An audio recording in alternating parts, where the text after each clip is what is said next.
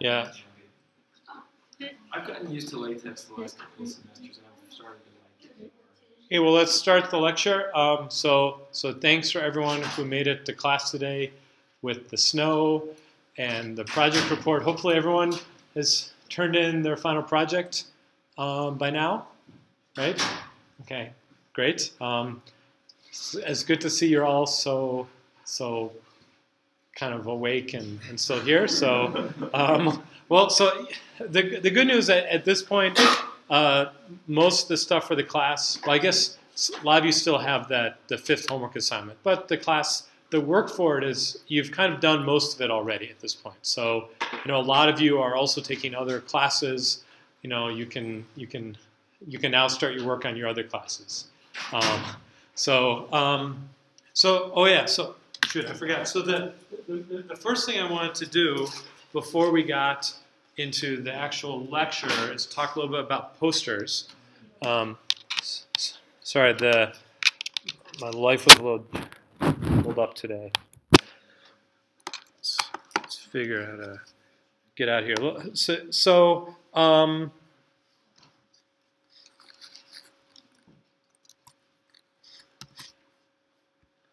Let's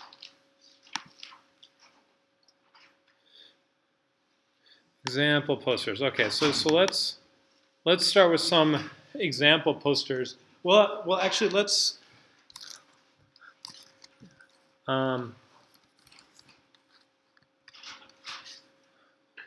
look at what's required for the posters up here, right? So just details of the procedure. So on April 29th, and I think the time is going to be from 6 to 8 p.m. Someone's trying to convince me to push it to starting at 5:30, but this is roughly, I think this is the official exam time, the final exam time for this class. So that's why it's at that time. And I'm still working on the location of it, but it'll be April 29th will be the day of the poster session. And so to get all this to work, the department is willing to print posters for you, which is great. So you're just gonna you're gonna submit a PDF through Canvas. Then Tony and possibly me, if there are questions, is going to give some feedback to make sure the poster is in roughly the right format. And then you'll send an email to Chris Coleman at this email address with data mining posters in the title. And he will print the poster. And then when you show up on the 29th at the time, the poster will be here. There's going to be some easels you can put them up on, or some stuff to put them up on the walls. But in order to get this to be done, we need to send the posters to Chris Coleman by April 29th at noon, or April 22nd at noon. So he's got a full week to print them. We have a poster printing machine, but sometimes it breaks. So you want a little bit of slack, and he's going to have like 40 posters to print. So it needs to be sent by April 22nd at noon, but there's another step. There's an outline due April 20th at 5 p.m., which is next Monday. Okay? So you need to submit something through Canvas by next Monday at 5 p.m., and then we'll try and get feedback back to you that evening. Some posters hopefully will just say, everything's fine, go send the email to Chris, and that's it. Other people will say, the format is wrong, or you didn't, like, we think it'd be much better if you changed it in some way. And then you'll have a couple days to fix it. So your kind of attention for the project should start focusing towards the poster now.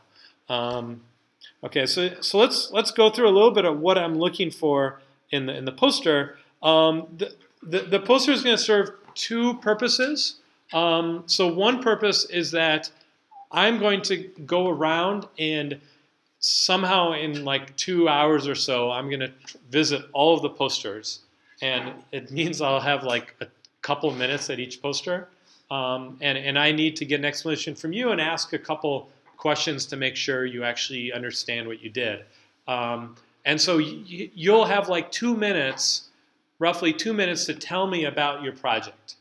And hopefully I'll have read the reports by then, but I may not have finished reading your report, so I may not know is precisely everything you've done. So you'll have 2 minutes to explain to me, and a poster is a great way to explain some project quickly. And so that's kind of the what this is serving, right? So, and what I'm looking for is what problem and data you worked on, and then so the kind of the setup. What was the key idea? What you were wanting to compare different techniques. You're taking a technique and you're applying it to an interesting data set, some non-trivial way, or you're taking it and modifying it in some way.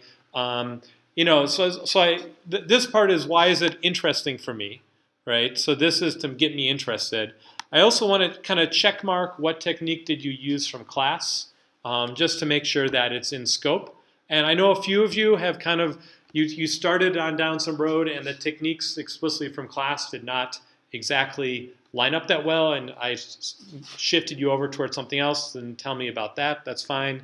And then finally, kind of what did you learn from it? And this could also be, what are the results, right? You compared them, and this technique worked better, right? Or you were working with a really large data set, and you learned a lot about how to deal with the scale of the data set, and that caused lots of challenges, right? So this is kind of what you got out of it. And this is great for me because I end up learning a lot in the process too. Okay, so that's one content, is to serve for me this 2 minute kind of overview that you're going to give me. The other thing is that you as members of the class are going to have to be at your poster, but you're also going to have to go around and visit other posters. Everyone will get to vote for their favorite posters, and whoever the posters with the most votes will get some bonus points as well. But you'll also be assigned 2 posters explicitly that you need to go and talk to and write a short summary about, what you thought of those posters. So those people that means people will be coming to your poster, and you'll need to explain that to them. And so you should be ready for that as well. Okay, but these people are not going to be spending an hour at your poster either. They're going to be spending 5 to 10 minutes, right? So you're going to have, again, a lot of information you want to convey quickly. Okay, so now in getting to making posters, so how many people have made posters before? And how many people have not made posters? In college or in grade school? Well, if maybe in grade school. Have you made a poster in grade school? Yes, I have. You have. All right, good. So you are a step ahead. You are, yeah. So use everything you learned from grade school towards this poster. So there are kind of 2 basic ways to do it. The first way, if you're kind of worried you're not going to be able to do the more advanced stuff, you can kind of make slides like in a PowerPoint presentation. And you make like 6 to 8 slides, and then you print them out, and you put them on poster board.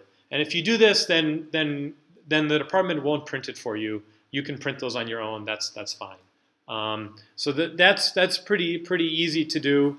And you're like making a 6 or 8 slide presentation, and that's the right way to think about it. And doing that's fine. That probably won't win any bonus points, but it's okay. Every year, a few groups do that. Most people tend to do something where they're making kind of one big image, right? You open up, and you can do this in PowerPoint. You open up one slide. You can actually resize the slide, or you can just make the font kind of smaller so everything fits on one slide. And then when you print it to the right scale, it's going to come out. There are other programs like, so PowerPoint and Keynote work fine for this. Omnigraphal is a Mac program that I actually like. Illustrator, IPE is kind of a crazy thing. Probably, has anyone heard of IPE? No, okay. This is kind of it's a very cool piece of software. And there's a Salt Lake company called Lucid Software. They have some program that is kind of supposed to be competing partially in this space. So there's some cool software out there that you can use, and these work. You want to kind of mix images and pictures you draw with some amount of text. Okay. Now,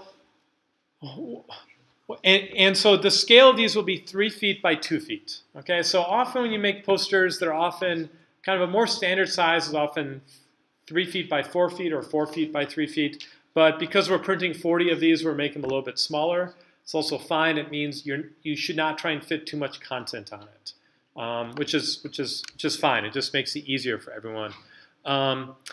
So kind of the major there are a couple of major downfalls people often have with posters. They often try and put too much text on the poster. Okay, no one wants to read kind of full sentences or paragraphs on your poster. So don't put paragraphs on the poster. Okay, make the font readable. Use bullets. This is for something someone's going to spend either 2 minutes or 5 to 10 minutes looking at this. They're not going to read your paragraph. Otherwise, you want to have a nice big. There should be a title on the poster. Because the other people who need to find your poster and write a short summary are going to find it based on the title. So make sure the title is prominent and make sure your names are on there. Okay, so now let me show some examples. Where did this go? Okay, so here's some from last year. So this one I thought was nicely outlined. I think it had a little bit more text than I would want. It should have also had the names of the people working on this one, right? But what they did nicely is that they have these categories where they have the what is the problem in the data, why are they working on this, what did they do, kind of the key idea, the twist, and then they had all their data. And in this case, they didn't have very kind of nicely visual data. We'll see ones with those later. But they kind of listed some example results, and this kind of allowed them to kind of look at these things and show like what they're actually working on, what were the key outputs, and these were some clusters that they found. So this is kind of one example of a poster, and this is kind of like you can make it look nicely visually, but notice you can't read the text. If you can't read the text here, it's probably too small. Okay. Let's see. Here's another poster I like. This was so this one has a kind of nice title and name at the top and all of that stuff. There's some kind of pictures of results, and they kind of broke it. So again, even if you're doing this, it makes sense to break it down to these modules, which are like the individual slides in the slideshow, but you have much more flexibility to kind of do this. And they were running some k-means clustering, and you can see this didn't really work to cluster data that looked like this, but they tried it. And they said, well, this didn't work very well. And they were kind of comparing routes of vehicles. So they showed pictures of what these routes look like and stuff. So that illustrated it well. Right? So you can see these nice big charts. They highlighted these results, so these are easy to talk about. The objectives and the approaches and the conclusions were kind of more in these bullets. This makes a lot of sense. It makes it easy for someone to come by and quickly pick out the parts. Whereas the previous one with the paragraphs was much harder to read. You maybe kind of read this text. I think the size on this one is okay.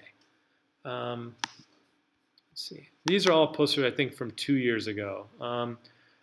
Again, maybe a little bit more text than I would like, but again, I think they're doing clustering over some spatial data on the US, so they could draw it nicely in this map. It kind of gave them a nice kind of visual explanation of what's going on, and then they had these charts showing some results of what they were trying to do. Right? So the kind of the main part of the poster should be kind of a big title and name, some pictures, and some results that you want to point to. Right? So those are what, if you were to explain something to someone in 2 minutes, that's what you're going to need. Right? So here's multiple clustering. So again, pictures of what they're trying to find multiple clusterings from a graph, examples, and then kind of bullets of the techniques that they did. You know, again, I probably would use a little bit less text if it was me, but they're nicely bulleted so you can get the main idea without always reading everything. And okay. So this was a nice one. This may have forget who this was, but again, they had like data, like a few groups this year are working with data that's like census-based data, so it's segregated by states, and then they could cluster the states, and this leads to these really nice pictures. But you can imagine with your sort of data sets, you can kind of think of having some data, and then you have some visual way of showing it, and that makes for really nice posters, right? And so this really pops out that you can kind of see how the clusterings are working by seeing them drawn this way. Okay.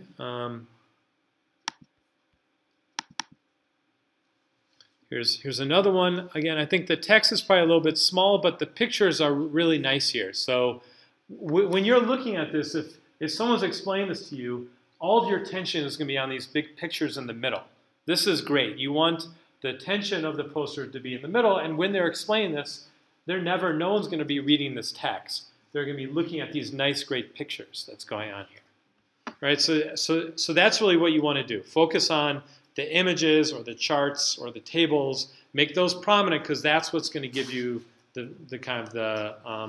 that's what's going to be the focus to help you guide your short presentations.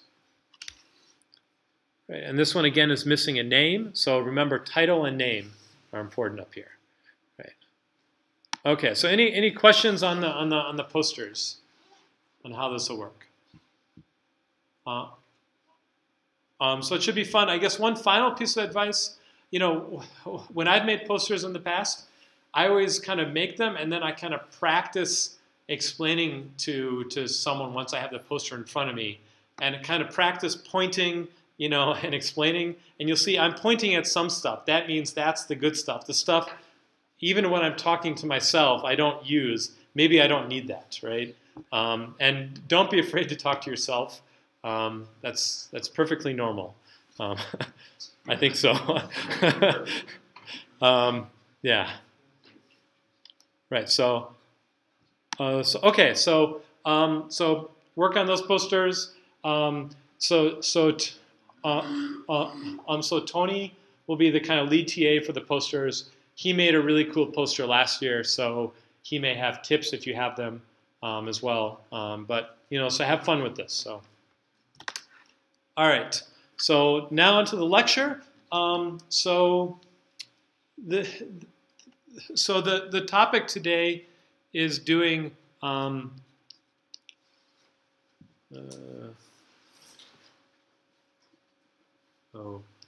Okay. This is very big today. Page rank plus map reduce. Okay, so we're going to be doing how to do page rank, compute the page rank of these like the web graph using map reduce. And so most, as you've seen now, most of the class was about modeling stuff. We spent a lot of focus on modeling the problem. But a couple times, like with the streaming and maybe the matrix sketching, we focus more on kind of some how do you compute at really large data sets. And so this is part of this, one of the longer detour on doing MapReduce is one way of making this very scalable. And so we talked about MapReduce last time. So again, this MapReduce, remember, was the system originally developed at Google, but then there's open source version Hadoop. And so one of the two main kind of tasks that was developed for at Google was doing PageRank. The other one was probably the inverted index, which was also associated with searching. And it found many other applications. We talked about the inverted index, how we would do that at the end of last lecture. And it was very simple, right? It was these two lines. Just a refresher, there are kind of these 3 or 4 steps. One is the map step, which goes from these key value pair, and it transforms these into a bunch of, say, a set of these key value pairs. Right, so it converts these in this way, And you have to, this is one of the simple functions you have to write. There's this, this step for shuffle. And what this does is it puts all keys, or all key value pairs with the same key. So all, let's say, key value pairs with k equals k prime on the same machine. Because remember, this was really in the setting where your data was so big you needed hundreds or thousands of machines to store all the data. And so you do this, you're storing it in these key value pairs, and each one, you don't have locality yet. So you find the key which says, the key tells me the other things that I need to be similar to this. So I map it in such a way so that the keys tell me I want all the things with the same key together so I can do some local computation. And so the shuffle step does this for you. Once you do this mapping, it identifies the data that you want. Right? So this is the interesting data. This is the interesting data, and the key, this part is telling you so how you want things to be local. So what it means to be local depends on this key, and then the shuffle step automatically puts all the things with the same key on the same computer somewhere in parallel, and that's done behind the scenes. And then the third step is the reduce step, and what this does is it takes in these key value pairs where everything has the same key, and this is going to output, say, like another set of these key value pairs. Maybe it's one key and one value, but it could be other stuff as well. Okay, and so this is interesting when both the input and the output are very large, right? The input, so the input is going to be very large and fairly static. So it's stored on the machines. It's already sitting there. You may call many of these different sorts of operations. And then it's also interesting when the output is going to be also large, right? So if you want to do something like you just want to count the total number of web pages that you have, then the output's a single number. And actually, there are other systems. There's I think Google has a system that's called like Dremel, which is kind of like a drill, where that's more focused. I forget if Dremel's the right one or not, but more focused on coming up with a small value at the end. You don't need a large output. Like this inverted index, it said for every keyword you searched, we'll list all the pages. So the output's also huge. Right? If you want a single number at the end, there may be other slightly better tools.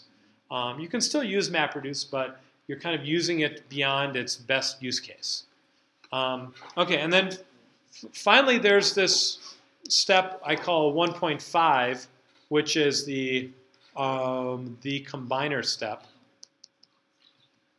where before you do the shuffle, so it sits right in here. After you do the map, before you do the shuffle, it says that if you have two keys, let's say this key 7 and a value 1, and another same key 7 and value 2, it's going to combine these two things together into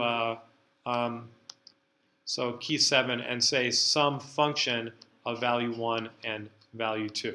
So it's going to kind of do some reducing before you move this data off of the machine it sits on. And this will reduce the traffic in the shuffle step. And doing this combiner can be key in reducing some really large workloads. Like if you remember in the word count example, we're trying to count the number of instances of each word, and the word the is 7% of the time. So you don't want to send all of those across the network. You only want to send one count per for each one of the machines, right? And so this allows you to save a lot of shuffle traffic by doing this combiner step, and we'll use this again today in when we talk about the problem of doing PageRank on MapReduce. Okay. So let's see. So let's do, before we get into PageRank, let's do one more warm-up. Warm-up example. So let's build a histogram. Okay. So a histogram, right, is you're going to have some domain, right? And so for every object in the domain, you have some count of how many times this occurred, right? So for the jth item, right, you're saying how many times this occurred, right? And this could be, and you say for each item, this is j prime, right? And so basically, you often see these as drawing something, but you can also think of storing a count, like this occurred 72 times, this occurred 48 times, j prime. Right, so for each value, you want to record a count of how many times it occurred, and so now the input is going to be these key value pairs. Okay, and so probably what you're going to have is this would be equal something like j, which is something in your domain, and maybe this is a count of 1, so it occurred 1 time. It could be that you're actually scanning through some log file, and every time you see some instance of, say, an IP address, you say, I've seen that IP address, so I convert it into this, right? So, so basically, what the mapper does is it takes some file and it somehow converts it into these objects, these elements of the domain, and some count, some number of times that occurred in that file. Right, so maybe you say it occurred twice in the file, so I can put a 2 here instead of 1, or just every time you see it, you spit out this key value pair. Maybe you do this in a stream, so you make sure you're not keeping a lot of state around, and as soon as you see it, you can kind of flush it to the shuffler, and it'll start sending it to where it needs to go. Maybe there are ways of kind of doing some of this in a streaming setting. That's not. So basically, the mapping is just creating these key value pairs with the object you're counting and the count with it, right? And so you can compress these with a combiner if you want to. And then there's this reduce step, which is sending these things based on the key. So all the things that are counting this jth item end up on the same machine.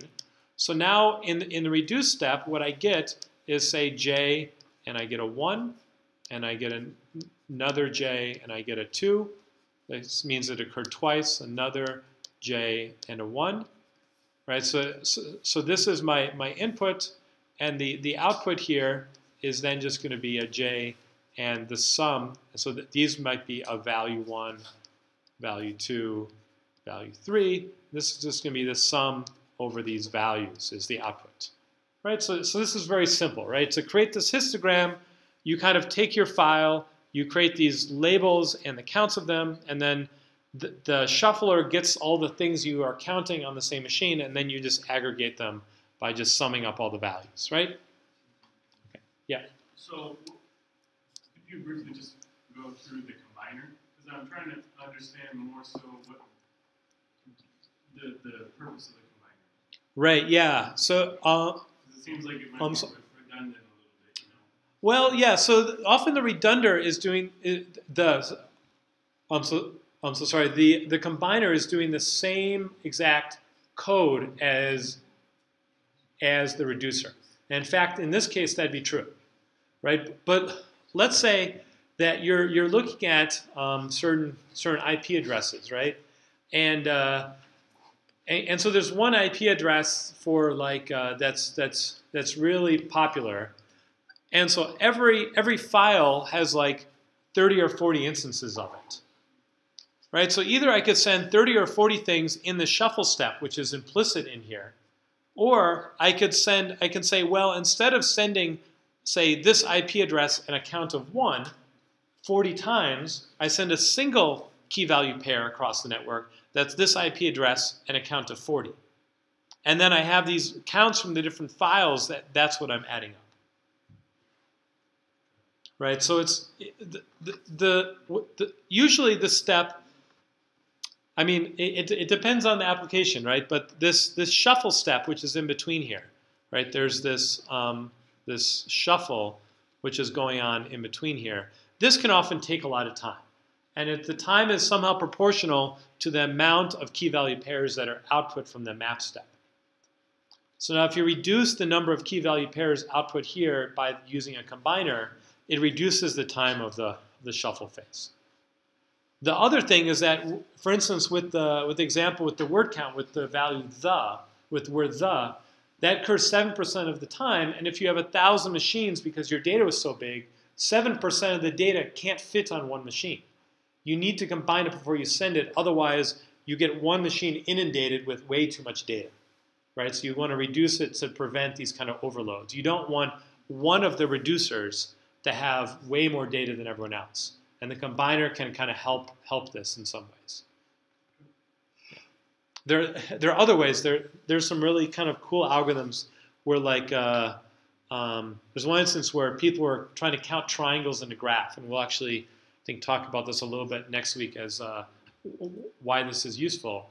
But there's this cool way that sometimes designing the algorithm of how you do this map and reduces can really reduce the amount of data on any one of the reducers. They can prevent that from getting too big. Sometimes you can do it with a combiner. Sometimes you can rearrange how you do map and reduces in more interesting problems. And actually, we'll see a little bit of this today with PageRank. Okay, but this histogram problem makes sense. This was pretty simple, right? I mean, most of the algorithms in MapReduce end up being, they're all very simple to do these tasks. The challenge is really doing it at the scale that you have the data here. So it's meant for, so if you're writing parallel code, so has anyone taken like these classes we have for writing parallel code, right? It's not necessarily easy, right? It's a different way of thinking. There's some people who have been pushing, saying introductory computer science classes should teach you coding in parallel, because in the future, in order to get computers faster, they're going to need to be more parallel.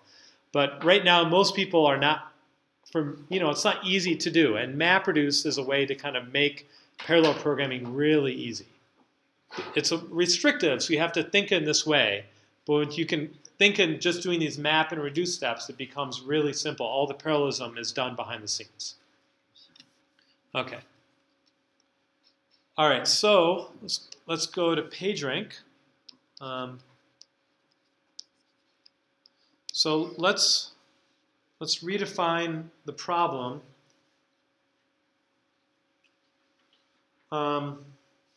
So I'll use, I guess, my notes for this lecture have slightly different notation than from the last PageRank lecture. But yeah, question. I guess I have a question about that. I mean, so parallelism and concurrency are two different things. But so the question I have you seen a big trend in like using concurrency and parallelism in data mining? So like having people, implement data mining in more of this framework rather than just over a complete entire data set? Does that make sense?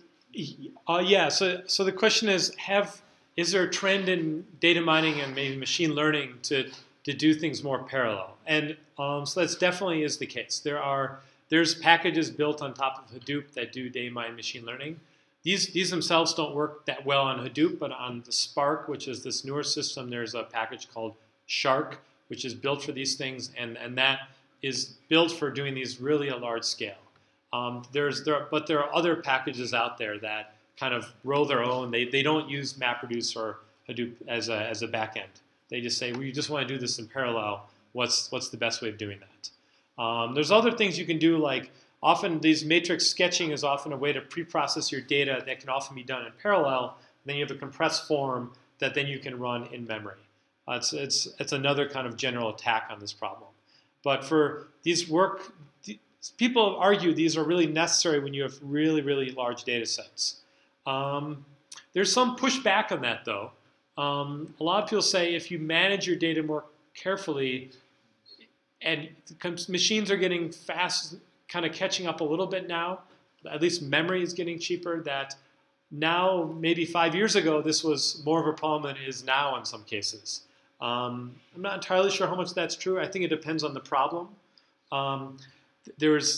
For dealing with graphs, I think people have not really figured out how to get a lot of use out of parallelism. That's a really hard problem. There's some recent paper that I think was trying to make a stir that said there are a bunch of these papers where people built these systems to do large-scale graph analysis in parallel. And they ran on certain data sets, and they said, look how well we did in these data sets. So some guy said, well, I wrote some simple code just on my laptop, and it ran almost as fast as all these big parallel things on the same data sets. Right? Certain problems are really hard to parallelize, and graphs is generally one of those.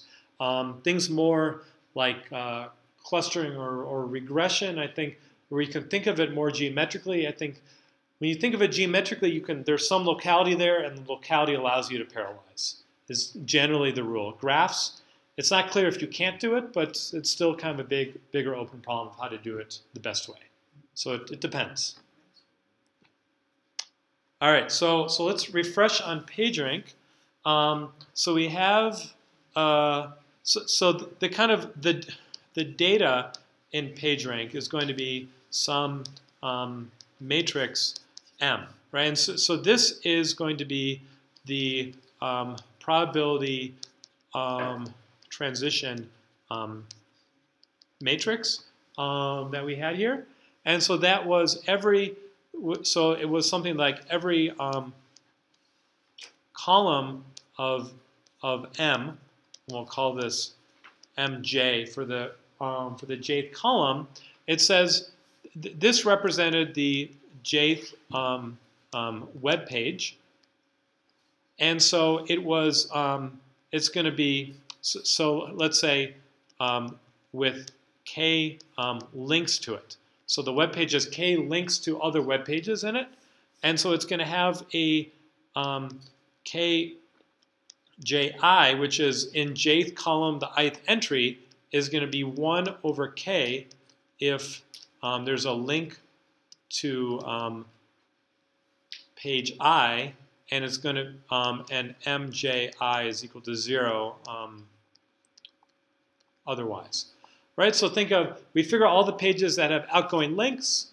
If there are k of them, then they get 1/k of the probability.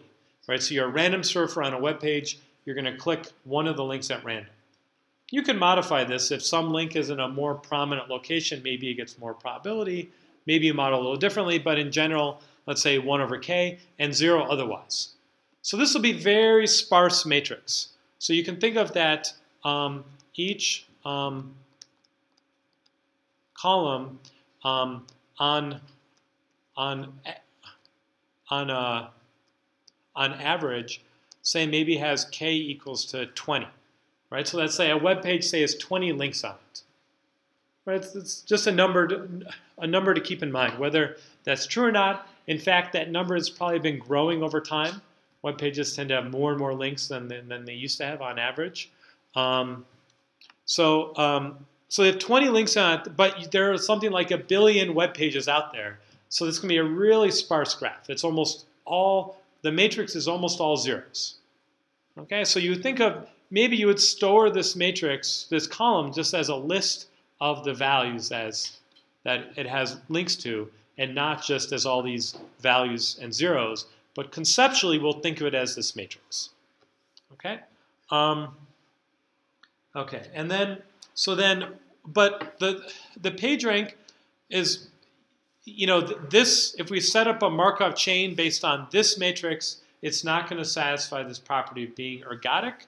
So instead we use a different probability transition matrix for the Markov chain, and this is going to be some beta times m plus 1 minus beta times b, and in this case, often beta, so 1 minus beta is going to be the probability that you teleport or jump to a random web page. And often this is 0.9, or I think in the general and literature on MapReduce, it says like 85% of the time you follow a link, 15% of the time you go to a random web page. And so then this matrix B is going to be so that every entry, Bij, is going to be equals to 1 over n if there's n web pages. Right? So this is going to be, B is a dense matrix. Right? So that means P is going to be a dense matrix. But we don't need to store P. We just need to store this sparse matrix M, this beta parameter, and this B we know is always 1 over n in every entry. Okay, so this is our probability transition matrix in the Markov chain. And what we want for the PageRank vector, so remember the PageRank vector is going to be Q star is going to be the limit as, let's use M goes to infinity of this P to the value M times any initial matrix Q0. Right, so as we keep multiplying by this probability transition matrix or making a random jump on the web, eventually the expected location is going to be described by some probability distribution Q star, and this will be converged to. And this is the PageRank vector we want to calculate. This is important for giving a score for which web pages are important. And this is robust to a lot of ways of trying to spam search engines, and it has to do with kind of the flow around a graph. Okay. Okay, and so often, and in practice, from what I understand, they don't let M go to infinity. They'll say, let's go to some number like 50, right, times some Q0, and maybe actually this Q0 is actually Q star from yesterday. So we're going to run this every day overnight. This is what they originally did. I think they kind of are updating and more frequently in other ways now. But so the previous Q star that we calculated yesterday, we'll use this as input. That means that it doesn't have to go as far to get to the new Q star. And then we iterate it maybe 50 times, maybe less than that, and we get to this new Q star. Okay? Okay, so this is what we want to calculate. Our data is stored in M. Okay, and this is too big to fit in one machine. We need to use MapReduce somehow. So how are we going to do that? So question. So just a quick refresher. So where a Q star equals the limit M to infinity, so lowercase m is the number of clicks that you'll make. Yes, a number of random hops or jump to a completely random page. Yeah, that's right. And that's kind of how to think of it, right? Yeah. Yeah. So if you're a random web browser, so as you know, as I like to call usually this is a grad student, right? So they're browsing the web, and after 50 kind of things completely randomly, this is the distribution where they'll end up. You know, for some people, that's always Hacker News or someplace, right? So they'll have a really high page rank because you always end up there somehow or other, or some other kind of news site you always like. Okay, so how would we do this in MapReduce? How would this work? So first of all, before we go any further, and if you've looked at the graph's homework, I ask you to compute, which is posted by the way if you haven't seen it. I ask you to kind of compute this PageRank vector or this stable distribution in a few different ways, right? There are a few ways of calculating this. One is you take the eigenvalue of P and you take the first, or you do eigendecomposition, you take the first eigenvector of P. Turns out that is exactly Q star, right? So one thing you can do is it's just the first eigenvector. So would this be a reasonable way? Do you think they're doing the eigen decomposition of P inside of MapReduce? So that's not how they originally do it. There's actually some cool new techniques in the past few years of actually doing that at large scale that would kind of fit within this paradigm. But I don't think it gets quite as accurate as doing these more iterative techniques. So they're not doing this eigenvector decomposition. There's this other way where they actually, you'd go and send a random searcher out. You'd send these crawlers, these bots jumping around the web, and you just keep an estimate based on how many times they hit each page as your estimate of the PageRank vector. Right? So the other option, say if this is option 1, option 2, and you'll implement all of these in your homework, is to send out a crawler, which is just crawling around the web, jumping, or a random surfer, and just keeping counts. You think this is the way they're going to do it in MapReduce? No, this is not the answer either. No, you'll see that this converges a lot slower than the other techniques. It turns out, but it's much more flexible. So for like this Metropolis stuff I mentioned a few lectures ago, this is the only thing that you can do. You can't use the other techniques. Okay. Then the third technique is right here, where you calculate this P to the M matrix. So why would you, so this turns out this is also not the right way to do it, right? You multiply this matrix P by itself M times, right? What would happen if you did that? You have this web graph matrix, which is very sparse, but like 1 billion by 1 billion. So I can store this in my cluster, right? In my cluster of machines. That shouldn't be too hard. I have thousands of machines, right? I'm a big, powerful company, right? I can do that. But when I get to 1 billion by 1 billion, that's going to be hard. So I don't want to store this dense matrix B. I want to store this sparse matrix M. Right? So this is going to be too dense. I don't ever construct this matrix P. And if I do P squared, then I basically have to store the dense matrix. So this becomes too dense, it becomes too big. It's 1 billion squared space, essentially. Okay, so then what is the fourth way of doing this, right? What is the fourth way that's actually going to work? Kind of as the basis of this. That's not going to have a memory blow up. And it's going to converge quickly. Anyone remember? Yeah? Yeah, right. So we're going to do this thing where Qi plus 1 is going to be P times Qi. Right? So now, in order to do Qi times P, I don't actually have to work out P.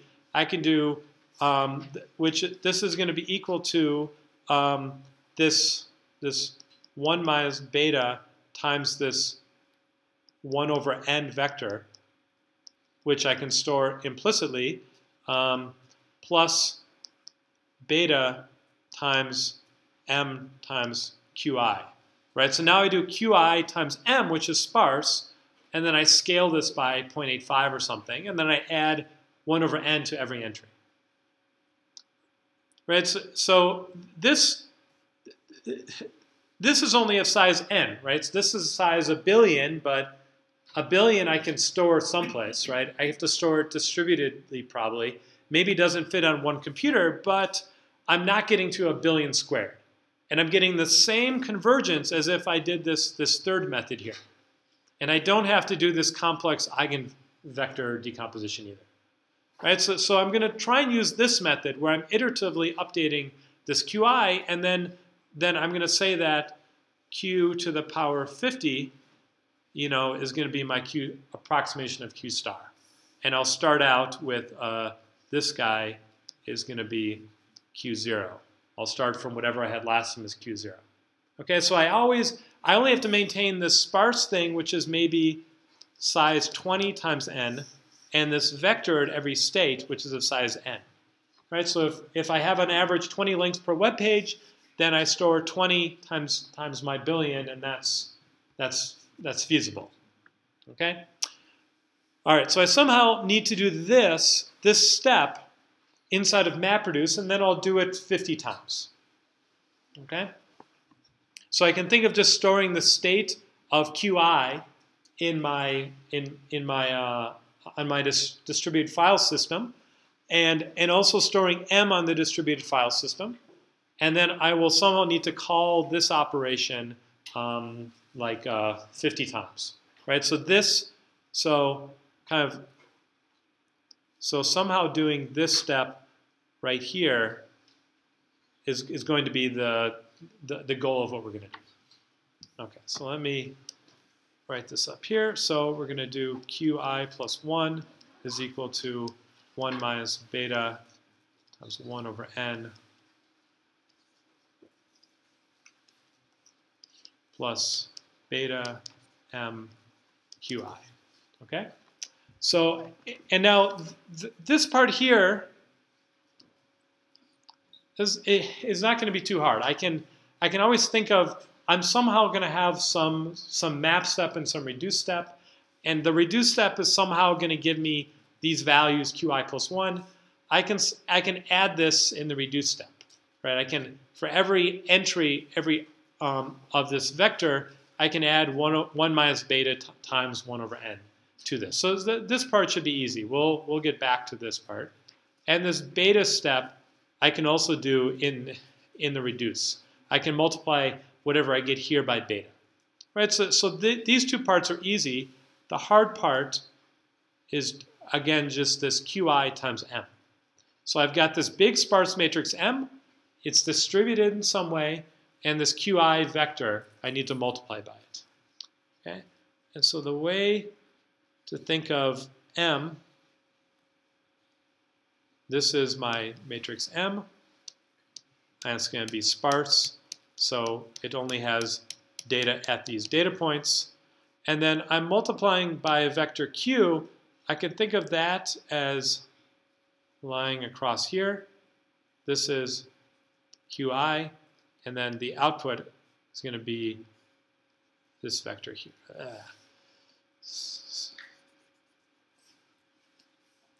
And the output is going to be vector Qi plus 1, essentially, right? So just worry about multiplying by Qi by m and getting Qi plus 1 here. Okay, and Qi and Qi plus 1 are going to be dense, but m is going to be sparse. Okay, so now how would I store everything as key value pairs? Right? What's the right way to think about this? Right? I can't fit this all I can't even fit all of Qi or all of m in any one machine. These are all distributed. So I can think of I can have some locality in how I store it by saying there are these HDFS blocks. An HDFS block can store at least one column or at least one row of M, right? So that's how I should think about it. There are some cases, like there are going to be some web pages maybe have a lot of ingoing links, so you could have one row which is really dense. That's a lot of incoming links, or one column which is really dense.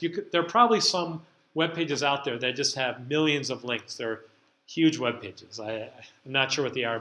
Maybe like the old Yahoo index, if that still exists. They maybe have one file, HTML file out there with 1 million links in it. I might have some really dense thing that I can't fit in one HDFS block. You can handle these with special cases. Let's not worry about those. Most of a single column I can fit in a block. Okay, so how would I think of storing this? Just to recall the row number and the column number, which is not 0. Yeah, right. So let's think of my HDFS. What am I going to store? Well, I will have, so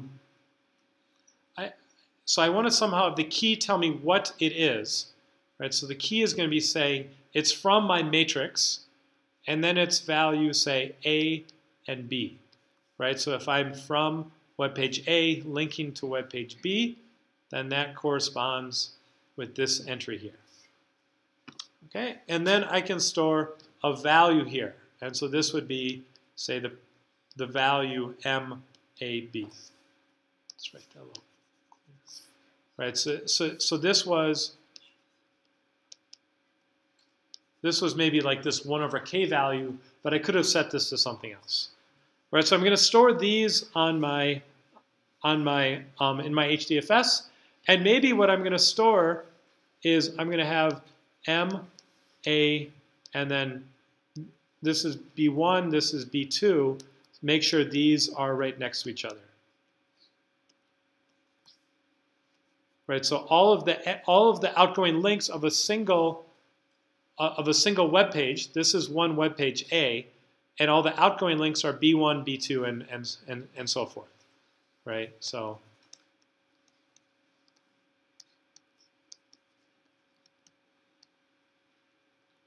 so this it would be one block. So I'll store this as a block in the HDFS. Okay? Yeah. In this case, M isn't the entire matrix, but just which matrix we're pulling from? Yeah, so yeah, right. This is kind of some label saying I'm talking about, say, you probably store lots of stuff in the HDFS at once, right? So each block has, so for every key value pair, you kind of need to say what is in there, and the key tells you that. Well, yeah, so it's like a pointer, yeah. So maybe they have a dedicated server for PageRank, and that's just the only thing stored there. I don't know, but yeah, this is not the actual matrix. Yeah. Okay, so this is how you store. Would kind of make sense of how you'd store the matrix.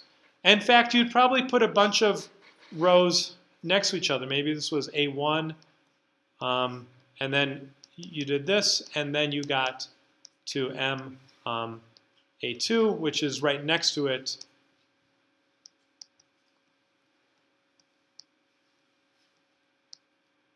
Right, so pictorially, how this would look is that you're going to be one HDFS block may store kind of some column, which is a few web pages which are right next to each other. And it turns out that a lot of web pages have a lot of locality, right? If you go to like web pages on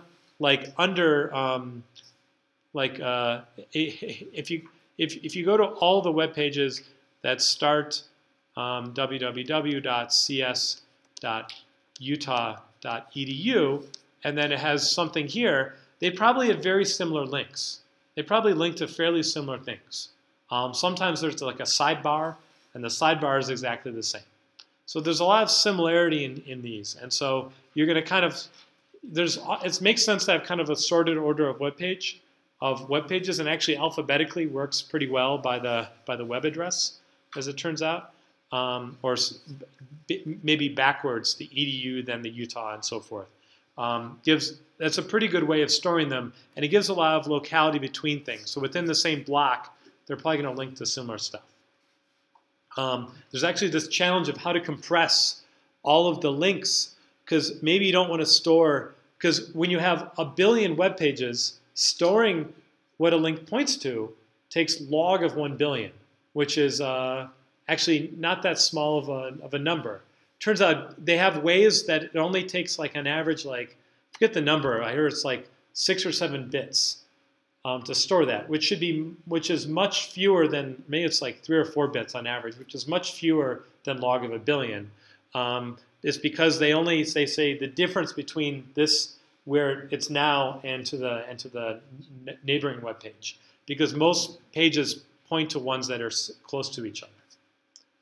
That's that kind of a tangent. Okay, so this is how you'd store the matrix, but you also want to store this vector here, right? I need to store part of this vector, right? If I stored, I can't store this whole vector QI on the web page either in the same block, but I want to store this relevant part. Only the entries here are going to matter. Right? Only these entries are going to matter when multiplying by this part of the matrix. So I also want to store in here something like QA, and then some value, or this is QI of A. So I also store this along with this row. I'm also going to store this value of this QI here. This is QI of A. Right, so I'll also store this in the HDFS block somehow. And if I don't have them stored like this, you could think of having another map step that somehow said, I want everything associated with this value, this web page A, to be mapped to one of these web pages. And you could think of pre-processing them if you hadn't already stored them in the HDFS blocks the right way. But you're mapping all these together, okay? So if they were stored differently, I could say, let's grab everything about A and make sure that's on the same reduce node. So I could map all these if they were disjoint. But let's say I stored them together. That means that the map step can already do, usually the map step does not do very much computation, right? But already in the map step, I can do, I can kind of find for all these values B1 through B3, I can estimate, I can send, I say, I know I'm going to go to QI plus 1 B, let's say BJ, right? So let's say this was BJ. The output of this guy, so this is going to, this guy is going to get, so this is my key, and then the value is going to be MA BJ times QI of A. Right? So if you do this matrix multiplication of this QI times this matrix, this is going to contribute to QI plus 1 in the element BJ. Right? So this tells me the key, and this is the value. And then in the reduce step, I can say QI BJ, and I get all of these values. And I'm going to get as input V1, V2, up to some VK. And the output is going to be, say, QI B BJ, and then the value is sum over, say, I VI. Right? I just sum up these values. Right? So again, this reduce is a very simple computation. This was just a multiplication by this term times this term. Okay, so this will work.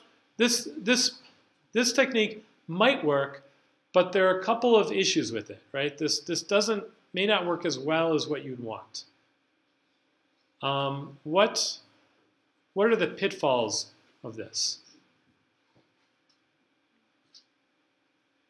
So first of all, does everyone understand how this operation works? Right? How I'm doing a map step with the information which is in my, I have this in my HDFS block already. I have everything in this, for each web page, I have that in my HDFS block. So maybe instead of a bunch of key value pairs, I actually have web page A stored here. And along with web page A, let's say I have stored the old QIA.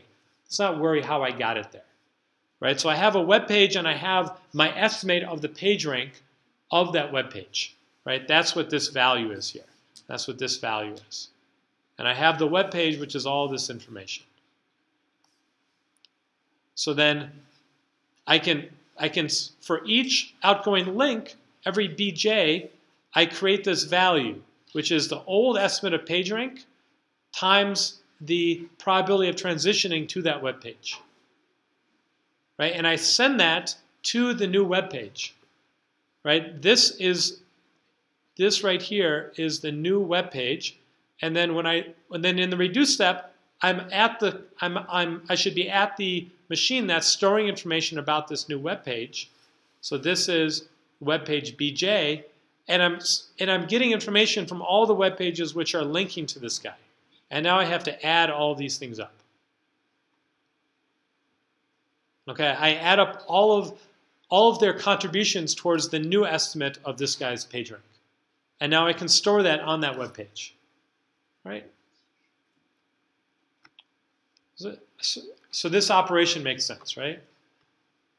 Okay, so now we have to think about, at any point, did I potentially need more, like, did I ever potentially have to store like 1 billion things on any one of the computers, right? This is the worry. If you're sending 1 billion things to one computer, is this going to crash? This is a thing where PageRank will run really slowly, or the MapReduce will run really slowly. And this is kind of the design part of the MapReduce, how you have to think about it. You want to avoid sending all of the data to one machine. And so is this potentially going to happen here?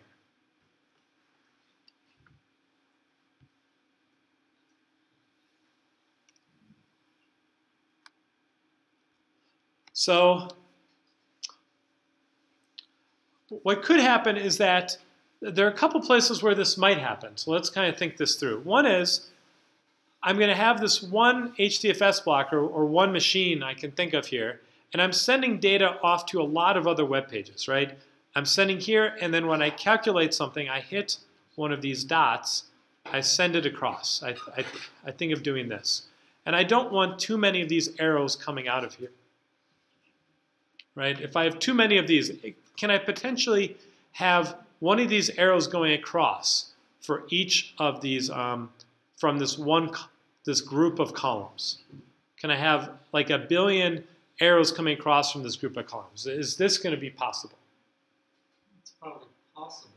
I don't know how often it would be. Yeah, so, well, it turns out this is not going to be a problem because this was so sparse, this data was sparse enough I could fit it on my computer already. That means that I didn't store 1 billion outgoing links in here. If I did, I would have split it across more than one HDFS block or one computer, right? So this is sparse enough that I don't have too many outgoing links total because I could have stored each of those in my computer at that time. So I'm not sending too many out from the map operation. The map operation is not generating too many key value pairs that I'm causing an overload there. So then the other part is this reduce. Is there a reducer that's getting too many inputs? Can this value k be close to n? And so this would happen if there's a lot of links into one web page. And this can happen, right? And in order for this to be slow, a round of MapReduce ends when all of the reducers finish. So if there's one reducer that is dealing with one web page, say this BJ web page here is really popular. It has like 10% of all the web pages linked to it. Maybe that's too many, right? But let's say it's even 1%, right? So some really popular web page, or this one is going to take much longer just to add stuff up because you're sending so many items here. And so this can kind of be a problem. So you don't want, so you want to kind of avoid this part here. You don't want to send too much to this one web page. Okay? Right. So we're gonna, this way works as long as this doesn't get overwhelmed, and in some cases that's going to be fine. But there's kind of a better way of decomposing this this data, as we'll see. Okay. So let's think about this again. Let me redraw this picture of the web graph as a matrix. And then I have this is my QI vector, which is dense, and I get, this is my output is this QI plus 1. Okay. Oh, one more step here just to drive this home. I'm doing the sum here. That sum is just giving me this part of the equation. I can take this sum and I can do some other stuff. I can say I'm actually doing the sum times beta plus 1 minus beta times 1 over n, right? And then I just added this onto my reducer, and I took care of this other stuff here. So this part was easy to update these other parts of the PageRank process that made it more robust. Okay, now let's go back here. I want to kind of decompose this in a way that's different. Is there any suggestions of other ways to decompose this data so I don't get too much stuff from different of the web pages sent to any one web page? The problem is a really popular web page.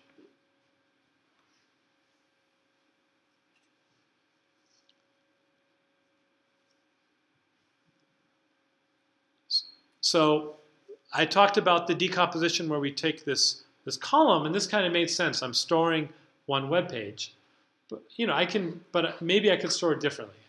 Could you store a web page as 2 rows or 2 columns? Kind of randomly distribute links to each of those? So I kind of I'd randomly split it up. Or approximately. Well, you're going to kind of do something like that. What you'll do is say if you have k machines or you want to break it up into k pieces, before we said we do 1, 2, up to k of these slabs that we broke it up into.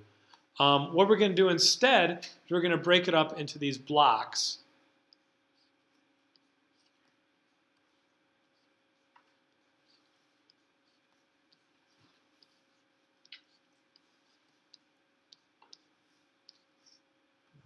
So instead, we're going to make this instead square root k by square root k blocks. Okay, so again, I have a total of k of these blocks of data. So that's how many pieces I break it up into. But instead, I'm going to do it this way. Right? So now one web page, all of its outgoing links may not be on the same HDFS block. I'm going to kind of, like you said, take one web page.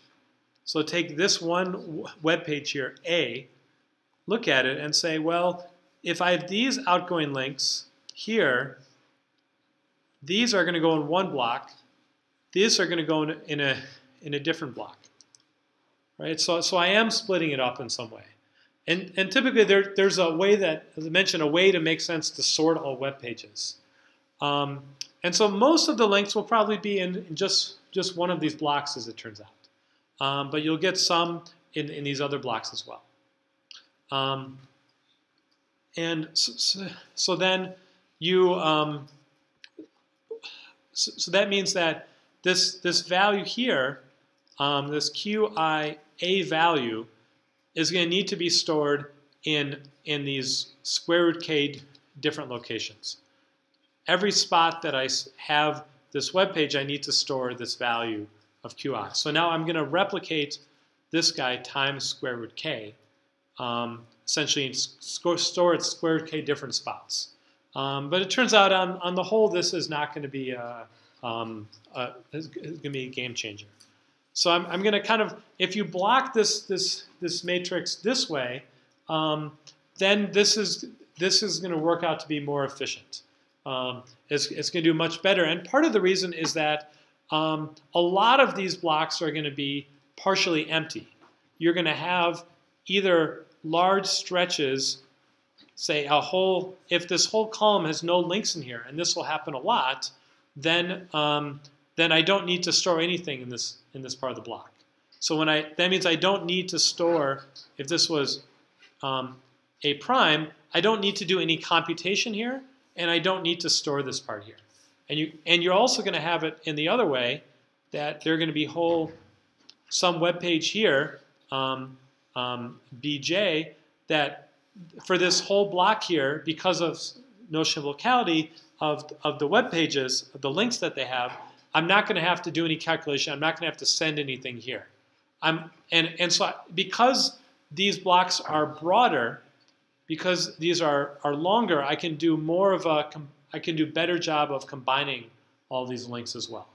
So I can combine more stuff before I send them off. So I can do more in this extra combiner phase before I send them.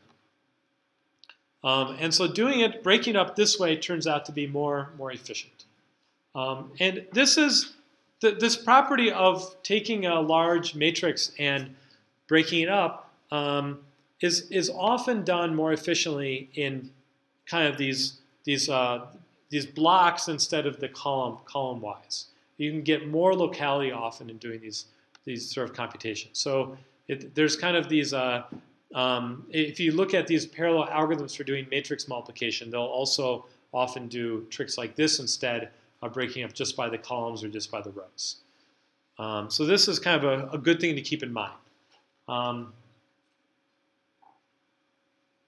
Okay. Let's see. So we're kind of 5 minutes left. I kind of want to. Are there any questions on this? I can maybe quickly try and write up an example. Maybe give you an extra few minutes to get home in the snow before completely ices over again in the middle of April. All right, as long as there's not another dust storm. So, okay, so let's, maybe I'll quickly just write down this example I have in the notes. And this is going to be, well, let me just do a new page here. So think of this as a very small matrix here, but I'll kind of illustrate it. So this is just going to be 4 by 4.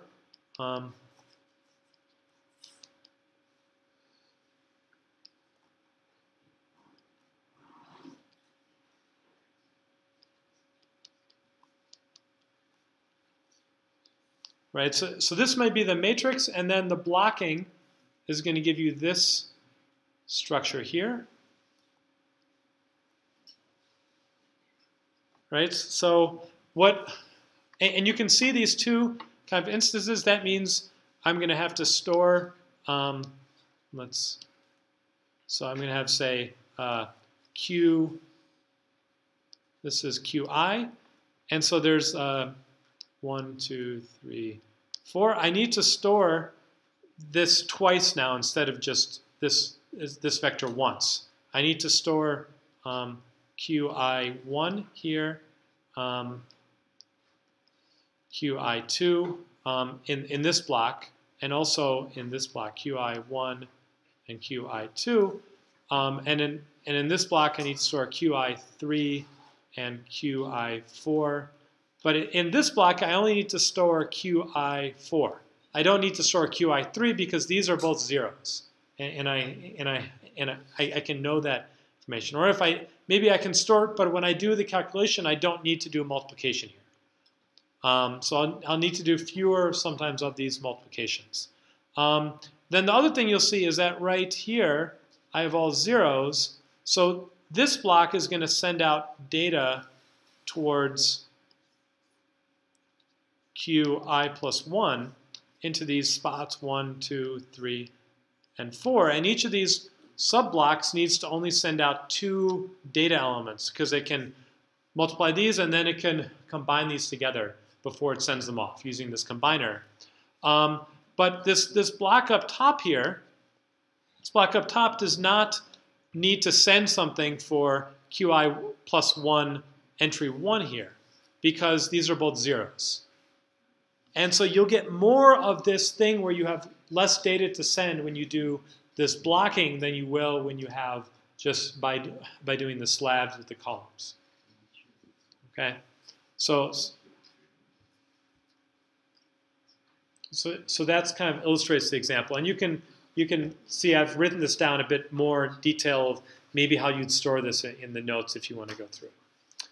So cool. So this is the end of the PageRank MapReduce type topic. It'll be enough to do the graph homework.